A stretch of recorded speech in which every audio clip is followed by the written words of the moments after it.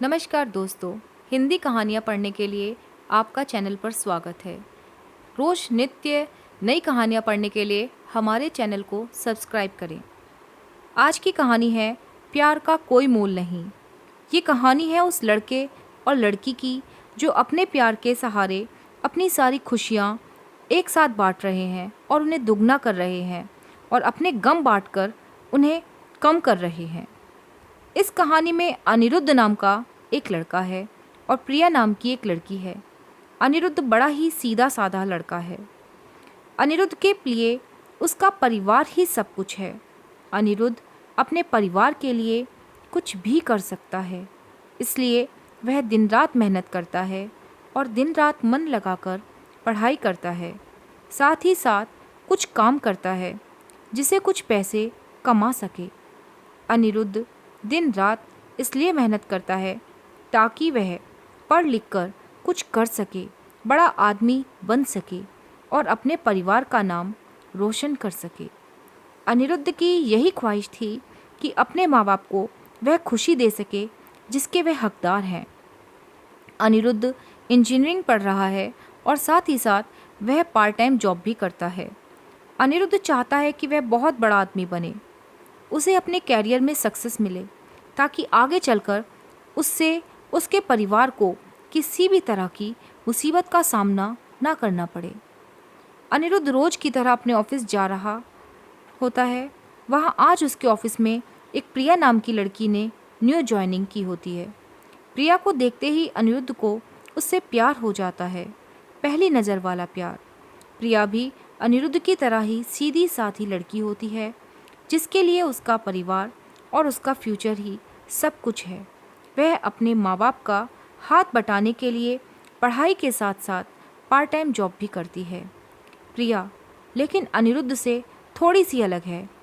अनिरुद्ध अपने माँ बाप के कहने पर चलता है, जैसा वह कहते हैं वह वैसे ही करता है। लेकिन प्रिया अपने सपनों को जीना चाहती है, वह अपने सपने पूरा करना चाहती है।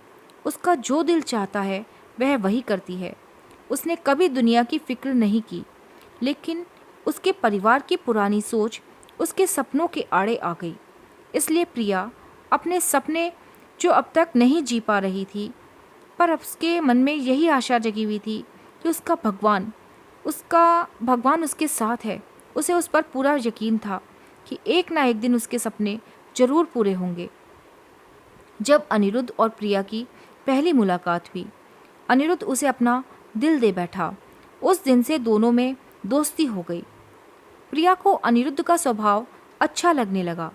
अनिरुद्ध हर वक्त उससे बात करता और उसकी छोटी छोटी चीज़ों में मदद करता। हर वक्त उसका ख्याल रखना, हमेशा उसे पूछना कि उसने खाना खाया कि नहीं। धीरे धीरे प्रिया भी अनिरुद्ध को पसंद करने लगी थी। फिर एक दिन अनिरुद्ध ने प्रिया से अपने प्यार का इजहार किया और प्रिया ने भी हाँ कह दी, क्योंकि प्रिया को भी प्यार चाहिए था। वह हमेशा अकेली थी। अंदर से उसे कभी इतना प्यार नहीं मिला था और ना ही किसी और से।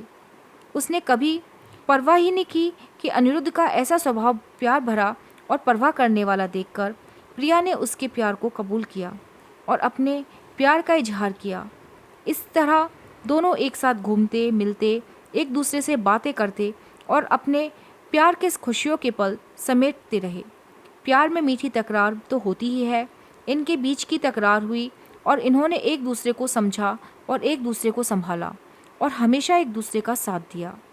अनिरुद्ध और प्रिया दोनों एक साथ कॉलेज जाते हैं, एक साथ काम पर जाते, जहाँ जाते हमेशा एक दूसरे के साथ रहते। इसी तरह खट्टी मीठी यादों के साथ इन दोनों ने एक साथ 4 साल गुजार दिए।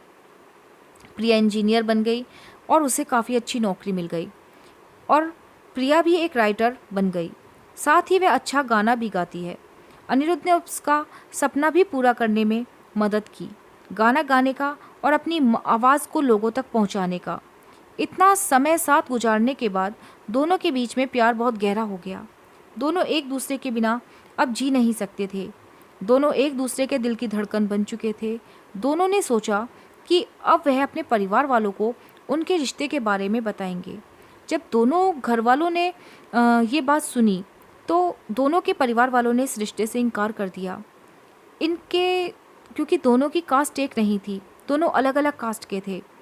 उनके परिवार वालों को यह मंजूर नहीं था कि उनके बच्चे उनके खिलाफ जाकर, बिरादरी के खिलाफ जाकर, अपनी कास्ट के खिलाफ जाकर किसी और से शादी करें। उन दोनों के परिवार वालों ने उनको फ़ोन पर बात करना, मिलना सब बंद करा दिया। दोनों एक दूसरे के बिना रह नहीं पा रहे थे और दोनों को एक दूसरे से मिलने के लिए तड़प रहे थे, बेचैन थे।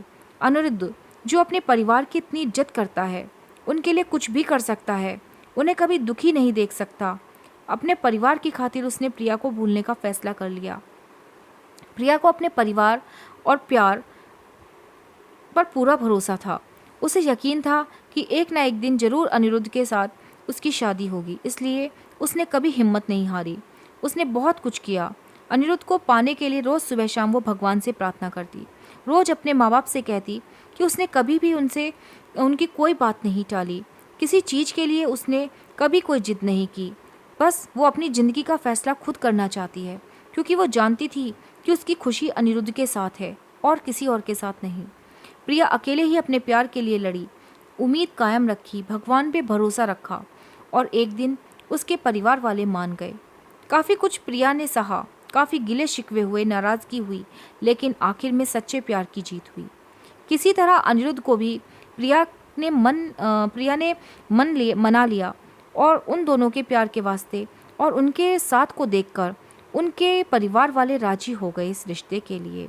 दोनों अलग कास्ट के होने की वजह से दोनों परिवार को समाज का डर था कि लोग क्या कहेंगे, लेकिन अनिरुद्ध और प्रिया को किसी चीज़ की परवाह नहीं थी। दोनों ने ये बात अब समझ चुके थे। उनके परिवार के प्यार के सामने कोई चीज़ बड़ी नहीं थी। अपने प्यार के सहारे कोई भी लड़ाई लड़ सकते हैं और जीत सकते हैं। आज के ज़माने में कुछ लोग ऐसे भी होते हैं जो अब भी जात पात, ऊंच नीच को मानते हैं, और इस कहानी से हमें यही सीखने को मिलता है कि प्यार की कोई जात नहीं होती, प्यार का कोई धर्म नहीं होता। प्यार तो प्यार होता है जिसके सहारे ज़िंदगी खुशी से जी सकते हैं। धन्यवाद।